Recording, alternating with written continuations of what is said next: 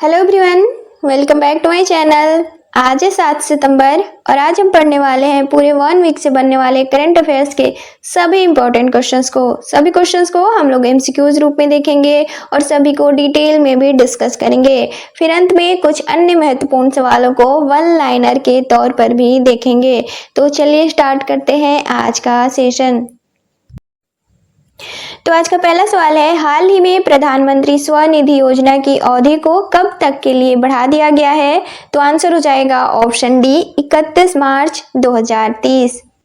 तो पीएम स्वनिधि योजना यानी कि प्रधानमंत्री स्ट्रीट वेंडर्स आत्मनिर्भर निधि योजना, दरअसल इस योजना की शुरुआत जून साल 2020 में की गई थी और इसका मुख्य उद्देश्य था कोविड-19 से प्रभावित छोटे स्ट्रीट वेंडर्स जैसे कि फेरी वाले, ठेले वाले आदि को आर्थिक सहायता देना ताकि ये लोग फिर से अपना व्यवसाय शुरू कर सकें और इसकी पहली अवधि थी दिसंबर साल 2024 तक।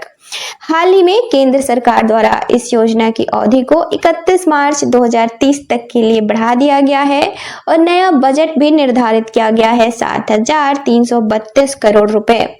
इससे लाभान्वित कौन से होंगे? तो 1.15 करोड़ सड़क विक्रेता इससे लाभान्वित होंगे, जिनमें कि 50 लाख नए भी शामिल हैं। इस योजना के तहत 3 किस्तों में स्ट्रीट वेंडर्स को राशि दिए जाते हैं। पहली किस्त में 15,000 दिए जाएंगे इस दूसरी अवधि के लिए, जो कि पहली अवधि में इसकी राशि थी 10,000। दूसरी किस्त में अब दिए जाएंगे 25,000 और पहली अवधि में थी ये 20,000। तीसरी किस्त में दिए जाएंगे अब 50,000 और पहली अवधि में भी तीसरी किस्त की राशि 50,000 ही थी। इसका मतलब इसमें कोई बदलाव नहीं किया गया है।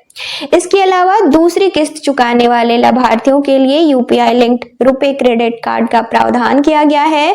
खुदरा एवं थोक लेन देन करने पर साथ ही इन्हें 1,600 रुपए तक का कैशबैक प्रोत्साहन राशि के तौर पर मिलेगा। 30 जुलाई 2025 96 लाख से अधिक ऋणों के तौर पर 13,797 करोड़ का राशि वितरण किया जा चुका है अब तक। इसके अलावा 68 लाख से ज्यादा स्ट्रीट वेंडर्स लाभान्वित भी हो चुके हैं वर्तमान में। इसके अलावा 47 लाख से ज्यादा लाभार्थी, 557 करोड़ डिजिटल लेन देन, इसके अलावा 6.09 लाख करोड़ का कारोबार भी किया जा चुका है अब तक। इसके अलावा लाभार्थियों को अब तक 241 करोड़ का डिजिटल कैशबैक भी दिया जा चुका है। अगला सवाल है, भारत का पहला एआई संचालित जनजातीय भाषा अनुवादक निम्न में कौन सा है जिसे कि हाल ही में लॉन्च किया गया है? तो आंसर हो जाएगा ऑप्शन सी आदिवाणी। तो हाल ही में भारत का पहला एआई संचालित भाषा अनुवादक लॉन्च किया गया है जिसका नाम है आदिवाणी। अब आदिवाणी तो यह भारत का पहला एआई संचालित जनजातीय भाषा अनुवादक है जिसके बीटा संस्करण को हाल ही में लॉन्च किया गया है। इसका मुख्य उद्देश्य है आदिवासी भाषाओं का संरक्षण, डिजिटलीकरण और संवाद सुनिश्चित करना। वर्तमान बीटा वर्जन में संथाली जो कि उड़ीसा की भाषा है, इसके अलावा भीली जो कि मध्य प्रदेश की भाषा है, इसके अलावा झारखंड की मुंडारी और छत्तीसगढ़ की गोंडी भाषा को अभी इसमें शामिल किया गया है वर्तमान में। इसके अलावा आगे कुई और गारो भी शामिल किए जाएंगे। और इसे किसके द्वारा विकसित किया गया है? तो आईआईटी दिल्ली के नेतृत्व में बीआईटीएस पिलानी, आईआईआईटी हैदराबाद, इसके अलावा आईआईआईटी नवा रायपुर और झारखंड, उड़ीसा, मध्य प्रदेश, इसके अलावा छत्तीसगढ़ और मेघालय के जनजातीय अनुसंधान संस्थान के सहयोग से इसे विकसित किया गया है। अगला सवाल है, हाल ही में किस राज्य पर्यटन को आकर्षक सोशल मीडिया अभियान के लिए पेटा गोल्ड अवार्ड 2025 से सम्मानित किया गया है? तो आंसर हो जाएगा ऑप्शन ए केरल। अब पेटा गोल्ड अवार्ड तो दरअसल भारत के पर्यटन विभाग में केरल पहला राज्य बना है जिसे कि सबसे आकर्षक सोशल मीडिया अभियान के लिए सम्मानित किया गया है। अब पेटा गोल्ड अवार्ड तो यह ऐसे संगठनों, सरकारी एजेंसियों, पर्यटन बोर्ड और कंपनियों को दिए जाते हैं जो कि पर्यटन को रचनात्मक और आकर्षक तरीके से प्रस्तुत करते हैं और इसकी शुरुआत साल 1984 में की गई थी। अगला सवाल है, राष्ट्रीय शिक्षक पुरस्कार 2025 से कितने शिक्षकों को सम्मानित किया गया है? तो आंसर हो जाएगा ऑप्शन सी 45। तो राष्ट्रीय शिक्षक पुरस्कार 2025 हाल ही में शिक्षक दिवस के मौके पर राष्ट्रपति द्रौपदी मुर्मू द्वारा 45 शिक्षकों को राष्ट्रीय शिक्षक पुरस्कार 2025 के लिए सम्मानित किया गया है। सम्मान के तौर पर इन्हें सम्मान पत्र, इसके अलावा 50,000 की नकद राशि और साथ ही चांदी का मेडल दिया गया। इसमें चयन के 3 स्तर थे, जो कि ये 3 स्तर थे, जिला, राज्य और राष्ट्रीय स्तर से इन शिक्षकों का चयन किया गया था। इसके अलावा 45 शिक्षकों में 21 महिला और 24 पुरुष शिक्षक शामिल थे, जिनमें की सबसे अधिक 2 शिक्षक गुजरात, बिहार, मध्य प्रदेश, महाराष्ट्र और उत्तर प्रदेश से शामिल थे, जिन्हें की सम्मानित किया गया है राष्ट्रीय शिक्षक पुरस्कार से। बिहार के 2 शिक्षक हैं, निधि कुमारी और दिलीप कुमार। अगला सवाल है, हाल ही में जारी नारी रिपोर्ट एंड इंडेक्स 2025 के अनुसार भारत में महिलाओं के लिए सबसे सुरक्षित शहर कौन सा है? तो आंसर हो जाएगा ऑप्शन सी, कोहिमा। तो नारी सूचकांक 2025 हाल ही में जारी किया गया है। किसके द्वारा जारी किया गया है? तो राष्ट्रीय महिला आयोग के द्वारा। इसका पूरा नाम है national annual report and index on women's safety. अब इसमें औसत सुरक्षा स्कोर 65% दिए गए इन शहरों को, यानी कि 100 में से 65 अंक। अब इस इंडेक्स के अनुसार सबसे सुरक्षित शहर कौन से हैं महिलाओं के लिए? तो टॉप 5 को देखेंगे तो पहला है नागालैंड का कोहिमा, यानी कि महिलाओं के लिए सबसे सुरक्षित शहर है कोहिमा। इसके अलावा दूसरे पर है आंध्र प्रदेश का विशाखापत्तनम, इसके बाद ओडिशा का भुवनेश्वर, चौथे पर है मिजोरम का आइजोल और 5वें पर है सिक्किम का गंगटोक। इसके अलावा सबसे असुरक्षित शहर कौन से हैं महिलाओं के लिए? तो टॉप 5 को देखेंगे। पहला है बिहार का पटना, दूसरा है राजस्थान का जयपुर, तीसरा है हरियाणा का फरीदाबाद और चौथा है दिल्ली, 5वां है पश्चिम बंगाल का कोलकाता। अब राष्ट्रीय महिला आयोग, तो इसकी स्थापना 31 जनवरी साल 1992 को की गई थी, जो कि राष्ट्रीय महिला आयोग अधिनियम 1990 के तहत इसकी स्थापना की गई थी। इसमें एक अध्यक्ष, इसके अलावा 5 सदस्य, इसके अलावा 1 सदस्य सचिव होते हैं और वर्तमान अध्यक्ष हैं राष्ट्रीय महिला आयोग के विजया रहाटकर, जो कि 9वीं अध्यक्ष हैं राष्ट्रीय महिला आयोग की। इसका मुख्य उद्देश्य है महिलाओं के संवैधानिक और कानूनी अधिकारों की रक्षा करना, इसके अलावा महिलाओं के खिलाफ हो रहे अत्याचार और भेदभाव के मामलों की जांच करना, साथ ही महिला सशक्तिकरण को बढ़ावा देना। अगला सवाल है, हाल ही में रेमन मैग्सेसे पुरस्कार 2025 से किस भारतीय संगठन को सम्मानित किया गया है? तो आंसर हो जाएगा ऑप्शन बी, एजुकेट गर्ल्स। तो भारतीय संस्था एजुकेट गर्ल्स को हाल ही में रेमन मैग्सेसे पुरस्कार 2025 से सम्मानित किया गया है, जो कि पहली भारतीय गैर लाभकारी संस्था बनी है जिसे कि इस अवार्ड से सम्मानित किया गया है। अब एजुकेट गर्ल्स, तो दरअसल यह गैर लाभकारी संगठन है और इसकी स्थापना साल 2007 में सफीना हुसैन के द्वारा की गई थी। इसका मुख्य उद्देश्य है ग्रामीण और पिछड़े इलाकों में रहने वाली लड़कियों तक शिक्षा की पहुंच सुनिश्चित करना। वर्तमान में राजस्थान, मध्य प्रदेश, उत्तर प्रदेश और बिहार के लगभग 20,000 से 30,000 गांवों में यह सक्रिय है। अब रेमन मैग्सेसे पुरस्कार, तो इसकी स्थापना साल 1957 में की गई थी, जो कि रॉकफेलर ब्रदर्स और फिलीपींस सरकार द्वारा की गई थी और इस अवार्ड का नाम फिलीपींस के पूर्व राष्ट्रपति रेमन मैग्सेसे के नाम पर रखा गया है और इसे एशिया का नोबेल भी कहा जाता है। साल 1958 में पहली बार इस अवार्ड से सम्मानित किया गया और इसमें सम्मान के तौर पर एक प्रमाण पत्र, एक पदक और नकद राशि दी जाती है। और यह अवार्ड किन क्षेत्रों में दिए जाते हैं? तो सरकारी सेवा, लोक सेवा, सामुदायिक नेतृत्व, पत्रकारिता, साहित्य और रचनात्मक कला, इसके अलावा शांतिपूर्ण नेतृत्व और उभरते नेतृत्व के लिए भी दिए जाते हैं। और अब तक भारत के 60 से ज्यादा व्यक्तियों को इस अवार्ड से सम्मानित किया गया है और यह अवार्ड हर साल 31 अगस्त को फिलीपींस के मनीला में दिया जाता है। अगला सवाल है, हाल ही में सफाई कर्मचारियों के लिए अन्नपूर्णा योजना की शुरुआत कहां की गई है? तो आंसर हो जाएगा ऑप्शन ए, कर्नाटका। तो हाल ही में अन्नपूर्णा या फिर अन्नपूर्णा स्मार्ट कार्ड योजना की शुरुआत कर्नाटका में की गई है, जो कि बेंगलोर जल आपूर्ति और सीवरेज बोर्ड द्वारा इसकी शुरुआत की गई है। इसका मुख्य उद्देश्य है सफाई कर्मचारियों को तकनीक का इस्तेमाल करके सम्मानजनक और साथ ही पौष्टिक नाश्ते की सुविधा प्रदान करना। इससे लाभान्वित कौन से होंगे, कौन से वर्ग होंगे? तो बेंगलोर जल आपूर्ति और सीवरेज बोर्ड के 700 से ज्यादा सफाई कर्मचारी इससे लाभान्वित होंगे और प्रत्येक कर्मचारी को एक्सिस बैंक द्वारा सपोर्टेड प्रीपेड स्मार्ट कार्ड दिया जाएगा। इसके अलावा प्रत्येक कार्ड में मासिक भत्ते के तौर पर इन्हें 1500 की राशि जमा की जाएगी ताकि ये लोग अपने मन मुताबिक सुबह का नाश्ता कर सकें। अगला सवाल है, शंघाई सहयोग संगठन के 25वें सम्मेलन का आयोजन किस देश में किया गया है? तो आंसर हो जाएगा ऑप्शन बी, चाइना। तो एससीओ शिखर सम्मेलन 2025 हाल ही में संपन्न हुआ है। तो दरअसल साल 2025 में एससीओ शिखर सम्मेलन का यह 25वां संस्करण था, जिसका आयोजन 31 से 1 सितंबर तक किया गया है। कहाँ किया गया है? तो चाइना के तियानजिन में, और इसकी अध्यक्षता शी जिनपिंग के द्वारा की गई, जो कि चाइना के वर्तमान राष्ट्रपति हैं। और इसका विषय या फिर थीम था one earth, one family and one future. इसके अलावा साल 2025 को एससीओ वर्ष ऑफ सस्टेनेबल डेवलपमेंट भी घोषित किया गया। इस दौरान ह्यूमनॉइड एआई रोबोट जियाओ सी भी तैनात था इस पूरे सम्मेलन के दौरान। और सम्मेलन के प्रमुख विषय थे आतंकवाद विरोध, कनेक्टिविटी, बहुपक्षवाद और आर्थिक सहयोग।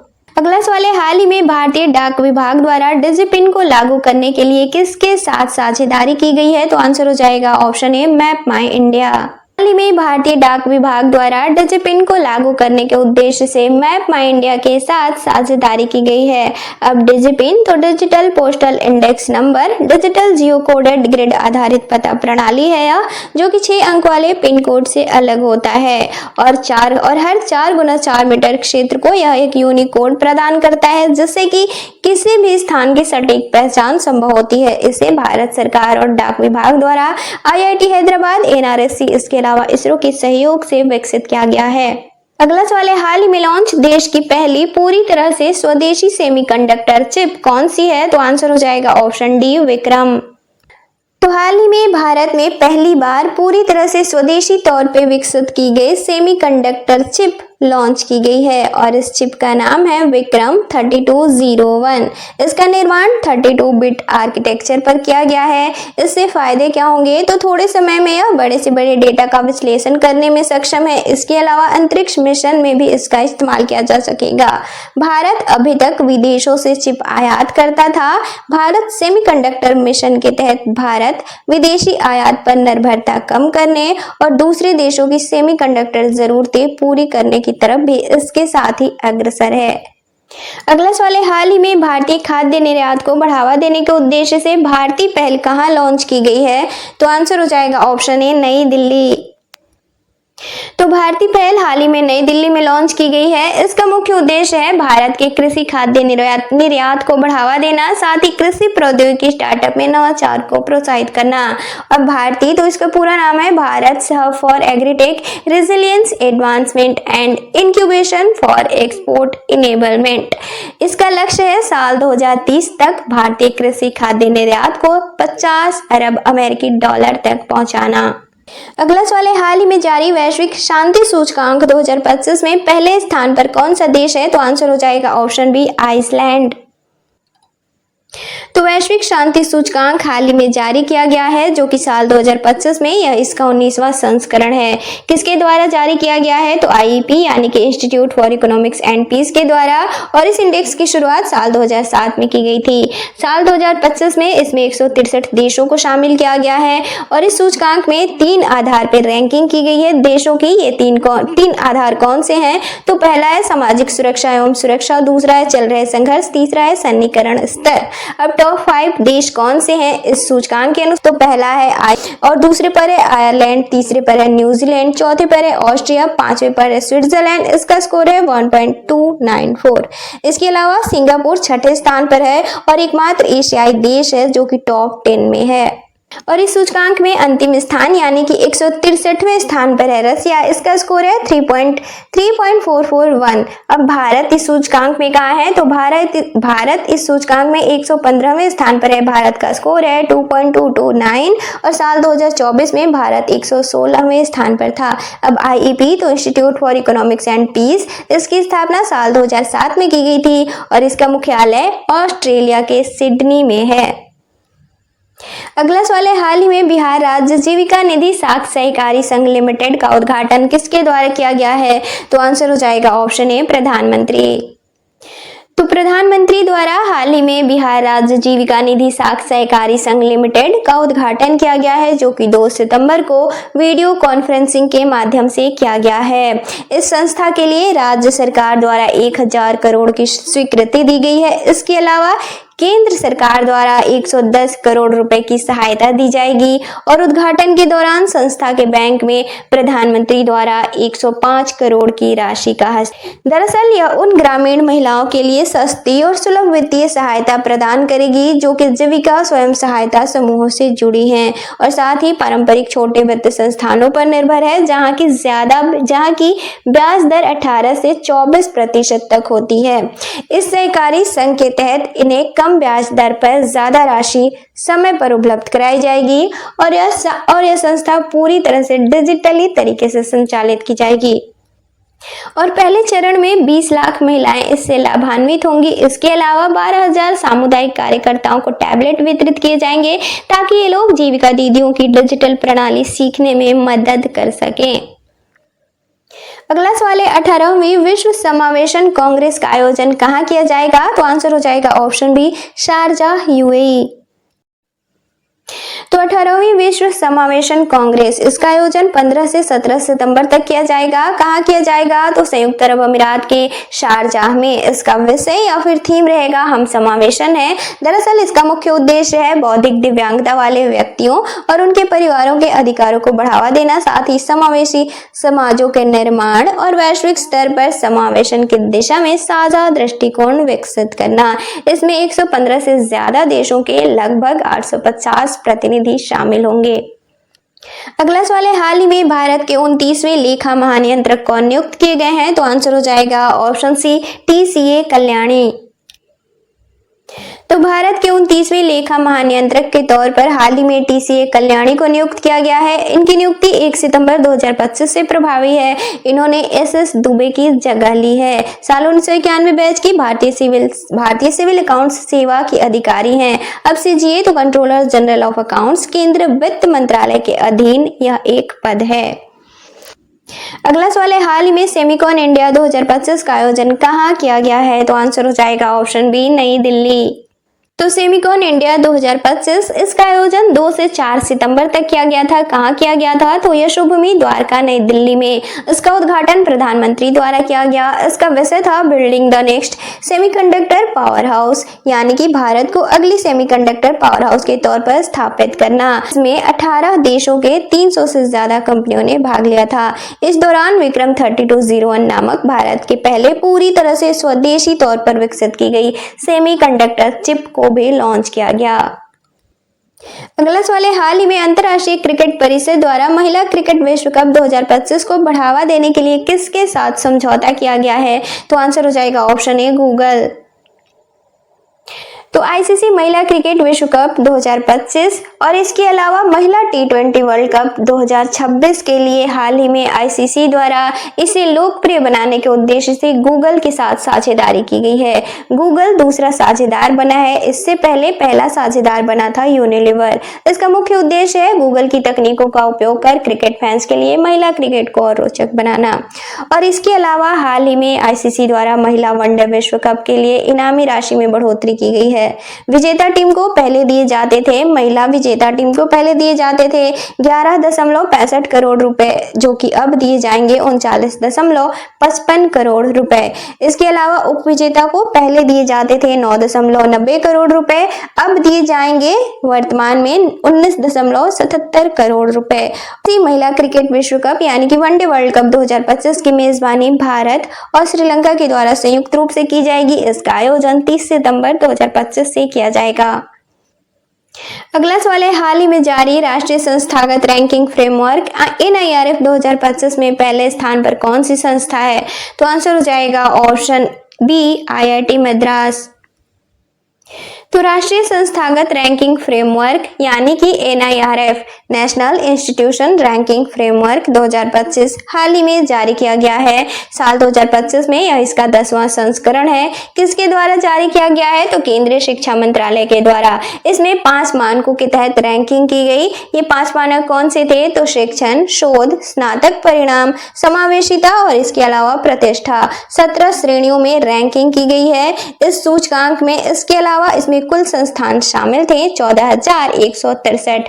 ओवरऑल में शामिल थे 4,045, इंजीनियरिंग में 1,584, मैनेजमेंट में 1,026, कॉलेज में 4,030, एजी में 791। इसके अलावा अन्य थे फार्मेसी, मेडिकल लॉ और एग्रीकल्चर आदि में शामिल थे। ओवरऑल यानी कि समग्र श्रेणी में पहले स्थान पर रहा है IIT मद्रास, जो कि लगातार 7वें वर्ष पहले स्थान पर है। इसके अलावा भारतीय विज्ञान संस्थान यानी कि IISc बेंगलोर सर्वश्रेष्ठ विश्वविद्यालय बना है, जो कि लगातार 10 सालों से सर्वश्रेष्ठ विश्वविद्यालय है।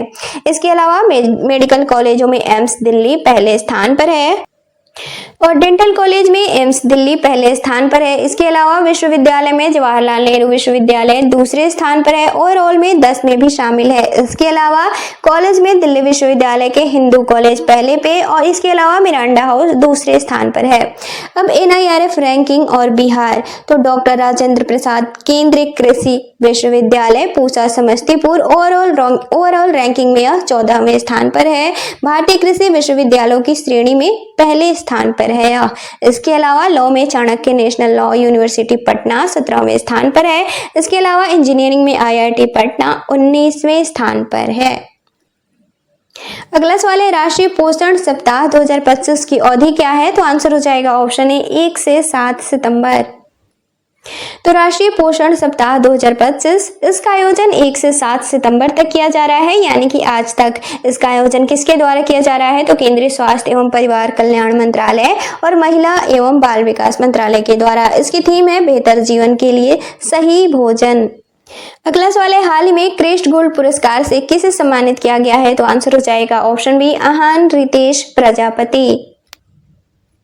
तो क्रेस्ट गोल्ड पुरस्कार 2025 हाल ही में आहान रितेश प्रजापति को इसे सम्मानित किया गया है, जो कि 17 वर्षीय हैं और अदानी इंटरनेशनल स्कूल अहमदाबाद गुजरात के छात्र हैं। बचपन से इन्हें रेड ग्रीन कलर ब्लाइंडनेस की समस्या है। अब क्यों? तो यह अवार्ड इन्हें क्यों दिया गया? तो इनके प्रोजेक्ट एडिंग कलर्स के लिए। दरअसल इसमें इन्होंने मशीन लर्निंग आधारित मॉडल विकसित किया है, जो कि किताबों और नक्शों में मौजूद चित्रों और डायग्राम को कलर ब्लाइंड विद्यार्थियों को समझने में मदद करता है। अब क्रेस्ट गोल्ड अवार्ड, तो दरअसल यह विज्ञान, प्रौद्योगिकी, इंजीनियरिंग और गणित के क्षेत्र में उत्कृष्टता और नवाचार के लिए ब्रिटेन का अनुसंधान आधारित अवार्ड है और 3 स्तर पे यह अवार्ड दिए जाते हैं। पहला है कांस्य, जिसमें कि 11 से 14 वर्ष के छात्र शामिल किए जाते हैं। इसके अलावा रजत, इसमें 14 से 16 वर्ष तक के छात्र शामिल किए जाते हैं। इसके अलावा स्वर्ण, इसमें 16 वर्ष से अधिक के आयु के छात्र शामिल किए जाते हैं। अब 1 लाइनर वाले सवाल, तो पहला है हाल ही में राष्ट्रमंडल भारोत्तोलन चैंपियनशिप 2025 में मीराबाई चानू ने कौन सा पदक जीता है? तो स्वर्ण पदक, और इसका आयोजन गुजरात के अहमदाबाद में किया गया था और पहले स्थान पे भारत रहा है। इस चैंपियनशिप में भारत ने 13 पदक जीते हैं, 4 स्वर्ण, 6 रजत और 3 कांस्य। इसके अलावा अगला है हाल ही में पहले अंतर्राष्ट्रीय पाली सम्मेलन का आयोजन कहाँ किया गया है? तो श्रीलंका के कैंडी में। इसका विषय था the future of Pali studies. अगला है हाल ही में अंतर्राष्ट्रीय मुद्रा कोष के कार्यकारी निदेशक कौन नियुक्त किए गए हैं? तो इसका आंसर है उर्जित पटेल। अगला है हाल ही में भारत द्वारा ई मोबिलिटी को बढ़ावा देने के लिए दोस्ती नामक पहल की शुरुआत किस देश के साथ की गई है? तो नॉर्वे के साथ। अगला सवाल है सिंकफील्ड कप 2025 का खिताब किसने जीता है? तो आंसर हो जाएगा वेस्ले सो ने। इसके अलावा उप विजेता रहे हैं आर प्रज्ञानंदा, जो कि भारत के हैं, और सिंकफील्ड कप शतरंज से संबंधित है। अगला है हाल ही में भारतीय सौर ऊर्जा निगम के प्रबंध निदेशक कौन नियुक्त किए गए हैं? तो आकाश त्रिपाठी। अगला है हाल ही में दिनेश के पटनायक किस देश में भारत के उच्चायुक्त नियुक्त किए गए हैं? तो कनाडा में। अगला है हाल ही में किस राज्य सरकार द्वारा मुख्यमंत्री महिला रोजगार योजना शुरू करने की घोषणा की गई है? तो बिहार द्वारा, और इस योजना के तहत राज्य के प्रत्येक परिवार में एक महिला को रोजगार के लिए 10,000 की राशि दी जाएगी। इसके अलावा रोजगार शुरू करने के 6 महीने के बाद इनके कार्यों का आकलन कर इन्हें पुनः 2 लाख रुपए की अतिरिक्त सहायता भी दी जाएगी। अगला है, हाल ही में रेलवे बोर्ड के अध्यक्ष सतीश कुमार का कार्यकाल कितने समय के लिए बढ़ा दिया गया है? तो 1 वर्ष के लिए। अगला है, हाल ही में भारत के पहले टेम्पर्ड ग्लास प्लांट का उद्घाटन कहाँ किया गया है? तो उत्तर प्रदेश के नोएडा में। अगला है, हाल ही में सुप्रीम कोर्ट के निर्देश के बाद विस्तृत आवारा कुत्तों के प्रबंधन के दिशा निर्देश जारी करने वाला पहला भारतीय राज्य कौन सा बना है? तो राजस्थान। अगला है, नुआखाई उत्सव किस राज्य से संबंधित है? तो ओडिशा से, और यह फसल उत्सव है। अगला सवाल है, लाडो लक्ष्मी योजना किस राज्य से संबंधित है? तो हरियाणा से। दरअसल 25 सितंबर 2025 से इसे लागू किया जाएगा, जो कि पंडित दीनदयाल उपाध्याय की जयंती के मौके पर इसे लागू किया जाएगा। राज्य की पात्र महिलाओं को प्रति महीने इस योजना के तहत 2100 की प्रत्यक्ष लाभ दी जाएगी और इनकी आयु सीमा निर्धारित की गई है 23 वर्ष या फिर इससे ज्यादा। पहले चरण में वार्षिक आय 1 लाख या फिर इससे कम वाले परिवारों की महिलाएं इसमें शामिल की जाएंगी और 15 वर्ष से स्थायी निवासी होना अनिवार्य है इस योजना के लिए। अगला है, हाल ही में किस राज्य या फिर केंद्र शासित प्रदेश में कॉलेज के छात्रों के लिए इलेक्ट्रिक यूनिवर्सिटी स्पेशल बसों को लॉन्च किया गया है? तो नई दिल्ली में। अगला है, हाल ही में कहां भारत के सबसे बड़े एरो इंजन परीक्षण केंद्र का उद्घाटन किया गया है? तो उत्तर प्रदेश के नोएडा में। किसके द्वारा? तो राजनाथ सिंह, जो कि वर्तमान में रक्षा मंत्री हैं। अगला है, हाल ही में बीसीसीआई के अंतरिम अध्यक्ष कौन नियुक्त किए गए हैं? तो राजीव शुक्ला। अगला है, हाल ही में भारतीय सेना द्वारा युद्ध कौशल 3.0 बहु क्षेत्रीय अभ्यास का आयोजन कहाँ किया गया है? तो अरुणाचल प्रदेश में। अगला है, हाल ही में महिलाओं के वित्तीय साक्षरता को बढ़ावा देने के उद्देश्य से निवेशक दीदी के दूसरे चरण की शुरुआत कहाँ की गई है? तो तेलंगाना के हैदराबाद में। अगला है, बैडमिंटन विश्व चैंपियनशिप 2026 का आयोजन कहाँ किया जाएगा? तो भारत के नई दिल्ली में। अगला है, डच ग्रैंड प्रिक्स 2025 का खिताब किसने जीता है? तो ऑस्कर पियास्त्री ने। उप विजेता रहे हैं लैंडो नॉरिस। अगला है, हाल में T20 अंतर्राष्ट्रीय क्रिकेट से संन्यास लेने वाले मिचेल स्टार्क किस देश के क्रिकेटर हैं? तो ऑस्ट्रेलिया के। अगला है, हाल ही में भारत द्वारा किस देश के छात्रों के लिए 1000 ई छात्रवृत्ति की घोषणा की गई है? तो अफगानिस्तान। अगला है, हाल ही में भारत के पहले डिजिटल कृषि निदेशालय का गठन किस राज्य या फिर केंद्र शासित प्रदेश में किया गया है? तो बिहार में। अगला है, हाल ही में भारतीय रेलवे द्वारा अपने कर्मचारियों को बेहतर बीमा लाभ प्रदान करने के लिए किस बैंक के साथ समझौता किया गया है? तो भारतीय स्टेट बैंक। अगला है, हाल ही में किसके द्वारा कपास कृषक समुदाय को प्रोत्साहन देने के लिए कपास किसान एप्लीकेशन लॉन्च किया गया है? तो गिरिराज सिंह के द्वारा। अगला है, हाल ही में ऑडिट ब्यूरो ऑफ सर्कुलेशंस के अध्यक्ष कौन नियुक्त किए गए हैं? तो करुणेश बजाज। अगला है, हाल ही में संन्यास लेने वाले अमित मिश्रा किस खेल से संबंधित हैं? तो भारतीय क्रिकेटर हैं और लेग स्पिन बॉलर हैं। इसके साथ ही IPL यानी कि इंडियन प्रीमियर लीग में 3 बार हैट्रिक लेने वाले एकमात्र गेंदबाज भी हैं अमित मिश्रा।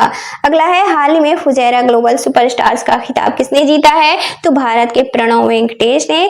अगला और आज के सेशन का लास्ट क्वेश्चन है, हाल ही में संयुक्त अरब अमीरात में भारतीय राजदूत कौन नियुक्त किए गए हैं? तो दीपक मित्तल।